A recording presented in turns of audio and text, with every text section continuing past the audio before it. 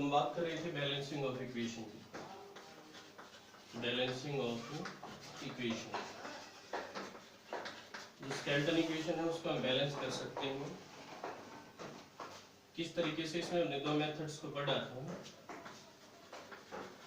Equations are balanced by two methods, first hit and trial method, और second partial equation method.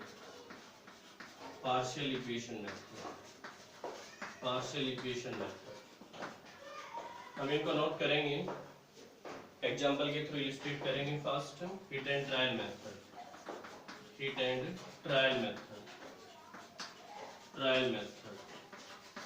in which equation is balanced with the help of multiplication of reactant and product with specific integer,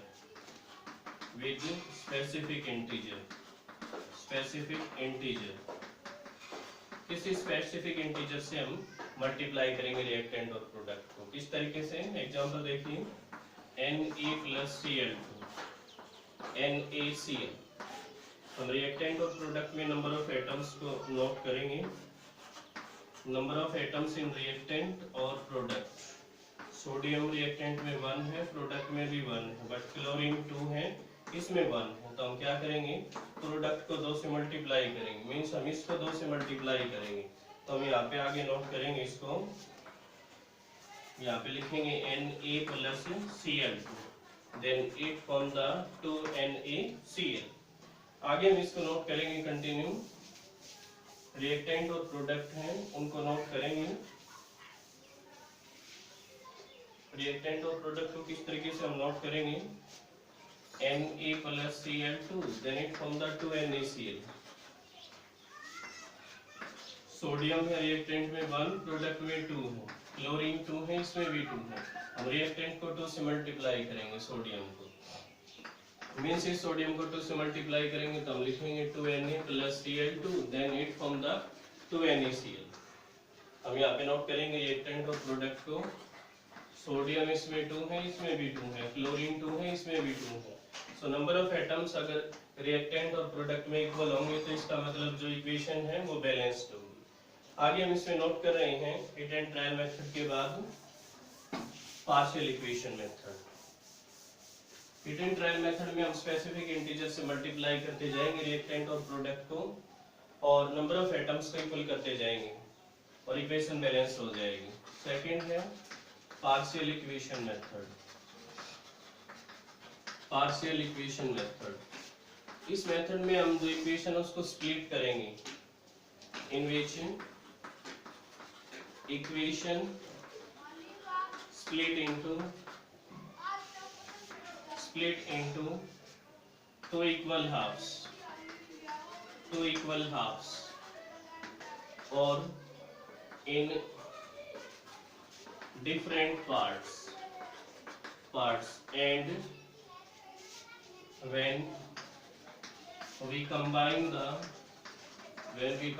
the parts, then equation become balanced। तो उस दौरान जो equation है वो balance हो जाएगी। किस तरीके से, देखो, Na+Cl2, यहाँ पे हम नोट करेंगे NaCl। अगर हम सोडियम को स्प्लिट करें तो हम नोट करेंगे sodium lose 1 electron, Na positive plus 1 electron, chlorine Cl2 gain 2 electron, 2Cl negative minus 2 electrons. तो हम यहाँ पे नोट करेंगे कि इसमें 2Cl नेगेटिव और यहाँ पे एक Na पॉजिटिव है।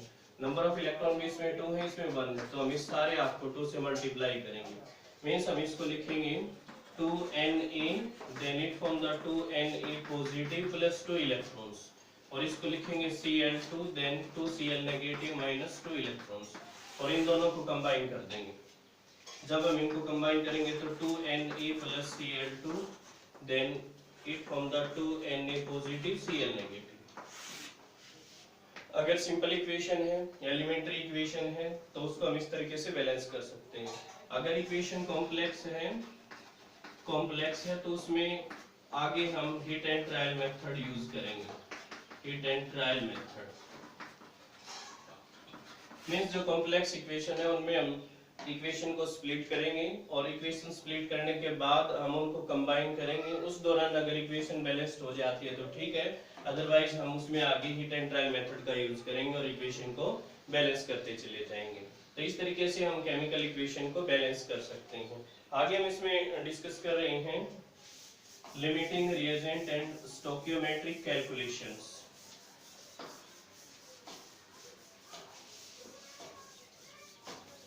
एक तो हम यहाँ पे नोट करें लिमिटिंग रिएजेंट। लिमिटिंग रिएजेंट हम नोट करेंगे जो कि ऐसा रिएजेंट जो मिनिमम अमाउंट में प्रेजेंट हो, उसको हम क्या कहेंगे, limiting reagent. The reagent which is present in minimum amount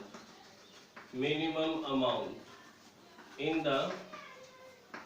the chemical reaction or equation, in the chemical reaction or equation।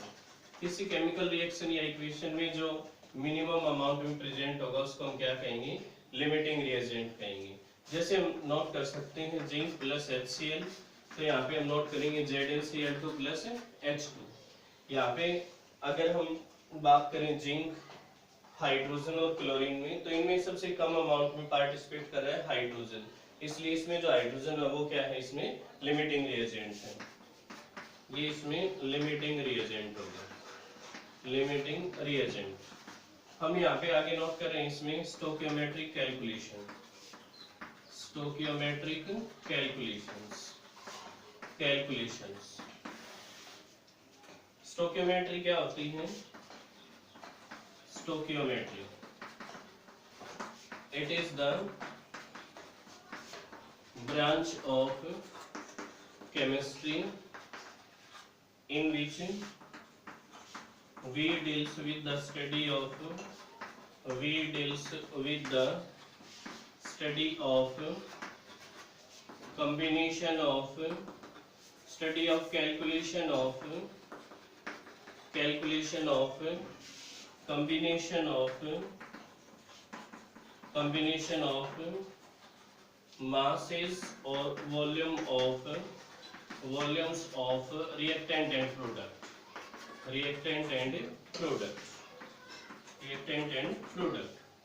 Reactant और प्रोडक्ट में जो कैलकुलेशंस हैं कॉम्बिनेशन ऑफ मासेज और वॉल्यूम की, उसको हम स्टोकियोमेट्री कहेंगे। स्टोकियोमेट्री कैलकुलेशंस हम यहाँ पे नोट करेंगे। जैसे हम मास रिलेशनशिप के अनुसार और मास और वॉल्यूम रिलेशनशिप के अनुसार हम नोट कर सकते हैं। जैसे हम फेरस सल्फेट लेते हैं, FeSO4 फेरस सल्फेट में अगर हम नोट करें कि एक जो मोल है आयरन का, वो अगर हम उसका रिडक्शन कराते हैं तो हम नोट करेंगे 0.4 किलोग्राम आयरन ऑब्टेन करते हैं। हम एक मोल FeSO4 से हम 0.4 किलोग्राम आयरन ऑब्टेन करते हैं। अगर हम 112 किलोग्राम है या ग्राम है, 112 ग्राम है FeSO4, तो उससे हम कितना आयरन ऑब्टेन करेंगे। मीन्स हम यहाँ पे नोट करते हैं कि जो FeSO4 है 56 प्लस सल्फर 32, 4 into 16, तो हम ये नोट करेंगे इसका मास, और उसी के अनुसार हम जो स्टोकियोमेट्रिक कैलकुलेशंस हैं उनको नोट कर सकते हैं। मीन्स हम जैसे हम नोट कर सकते हैं कि जो एक मोल है उससे हम जो ऑब्टेन कर रहे हैं उसके अनुसार, और जो इसमें गिवन वैल्यू है उसके अनुसार हम किस तरीके से इनको ऑब्टेन कर सकते हैं। जैसे हम एक अनदर एग्जांपल लेते हैं, सिंपल सा example, carbon plus O2 then it give the CO2।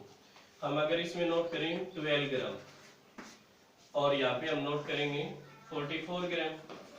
Means हम नोट करेंगे कि अगर हम 12 ग्राम कार्बन को बर्न करते हैं तो 44 ग्राम CO2 को ऑब्टेन करेंगे। मीन्स हम नोट करेंगे कि 12 ग्राम कार्बन है उसको बर्न किया जाता है तो 44 ग्राम CO2 को ऑब्टेन किया जाता है। अगर 1 ग्राम कार्बन को ऑब्टेन बर्न किया जाएगा तो 44/12 हम नोट करेंगे। अगर इसमें ये कहा जाता है कि 50 ग्राम कार्बन को बर्न करें तो फिर उसके अनुसार हम कितना CO2 ऑब्टेन कर सकते हैं, तो इसके अनुसार 50 ग्राम में हम नोट करेंगे इनटू 50। तो इस तरीके से हम जो स्टोइकियोमेट्रिक कैलकुलेशंस है उनको डिटरमाइन कर सकते हैं। मींस हम यहाँ पे नोट करेंगे कि जो स्टोइकियोमेट्रिक कैलकुलेशंस है उनके अनुसार जो मास और वॉल्यूम है उनको डिटरमाइन करते हैं। कि जैसे हमने अभी नोट किया कि 12 ग्राम जो कार्बन है उसको बर्न करेंगे तो 44 ग्राम CO2 को ऑब्टेन करेंगे। मींस 44 ग्राम CO2 ऑब्टेन करने के लिए हमें 12 ग्राम कार्बन चाहिए। अगर हम इसमें 24 ग्राम कार्बन को बर्न करते हैं तो उससे CO2 कितने ग्राम मिलेंगे हमें। मींस हम ट्वाइस नोट करेंगे, इसमें 88 ग्राम हम नोट कर लेंगे। तो इस तरीके से जो स्टोइकियोमेट्रिक कैलकुलेशंस है उनको हम आसानी से नोट कर सकते हैं। स्टोइकियोमेट्रिक कैलकुलेशंस में हम कॉम्बिनेशन नोट करते हैं, calculation of combination of masses and volume. आगे हम इसमें सॉल्यूशन